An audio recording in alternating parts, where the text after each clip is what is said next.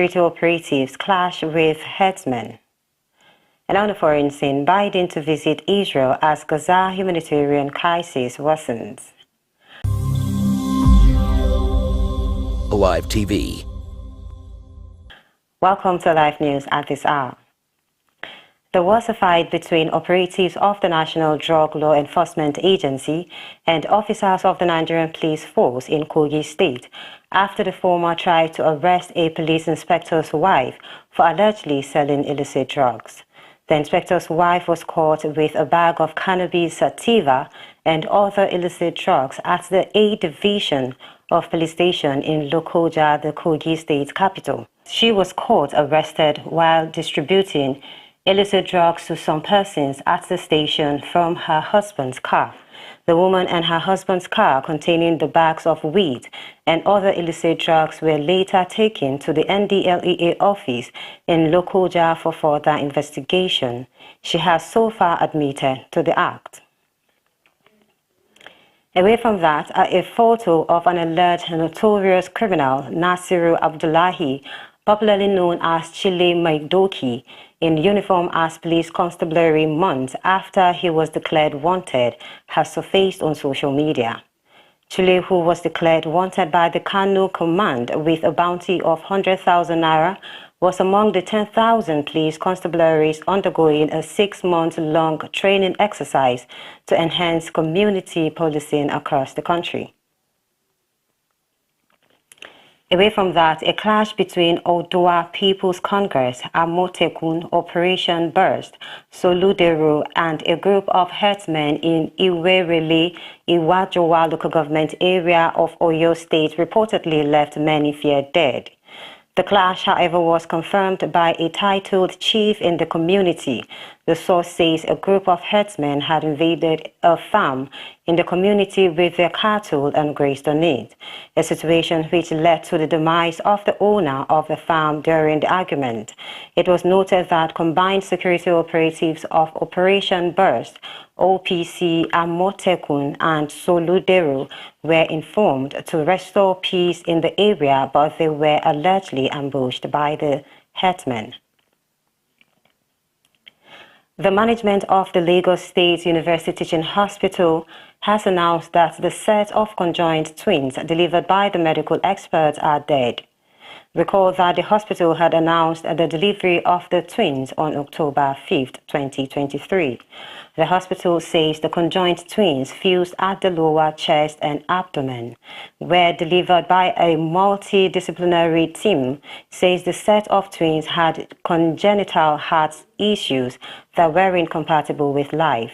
The chief medical director of the hospital, Professor Adetokunbo Fabonwo, stated that the first twin died on Sunday, October 15th, and the second one died on Monday, October 16th, stating that their mother was doing well. And now in Gaza war, U.S. President Joe Biden will make a high-stakes visit to Israel on Wednesday to show support for its war on Hamas, after Washington says Prime Minister Benjamin Netanyahu had agreed to let humanitarian aid reach besieged Gazans. Israel has vowed to annihilate the Hamas movement that controls Gaza after Hamas gunmen killed 1,300 people, mainly civilians, during a rampage through southern Israeli towns on October 7, 2023, the deadliest single day in Israel's 75-year history. Israel has bombarded the Gaza Strip with airstrikes that have killed more than 2,800 Palestinians, a quarter of them children, and driven around half of the 2.3 million Gazans from their homes. It has imposed a total blockade on the enclave, halting food, fuel, and medical supplies, which are rapidly running out. Biden will hear from Israel what it needs to defend its people, Blinken says, and also hear how Israel will conduct its operations in a way that minimizes civilian casualties and enables humanitarian assistance to flow to civilians in Gaza in a way that does not benefit Hamas. And now in entertainment. The Federal Capital Territory High Court Wuse Zone 2, Abuja, has dismissed the application filed by Peter Nwachukwu, husband to the late gospel singer Osinachi Nwachukwu, to challenge the homicide and domestic violence related suit instituted against him by the Office of the Attorney General of the Federation on June 3, 2022. The court held that the federal government has established a case against him and he must open defense in the matter. Osinachi had died on April 8, 2022, and there were various reports from her colleagues alleging that her husband had physically abused her.